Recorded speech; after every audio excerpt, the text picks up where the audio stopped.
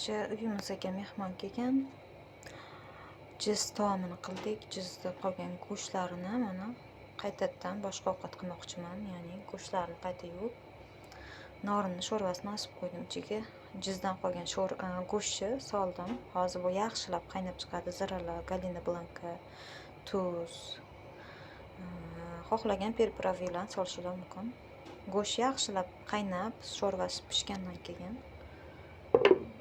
qaynatib olamiz buni. Keyin xamirlarni mana yoyib chiqdim. Uncha qalin bo'lmagan holatda mana. Mana shu xamirlarni o'sha sho'rvasiga bir-bir solib pishib chiqquncha tayyorlab olamiz. Undan keyin uni quritamiz. Mana bu xamirni ozroq quritib, ustiga oddiy o'simlik yog'idan surgan holatda kesib, bo'lak-bo'laklarga taxtakechga qo'yib kesib olamiz. Go'shtni maydalab to'g'raymiz. Mana kechagi jizda qolgan quyruqlarni sovordim, uvol bo'lmasin deb.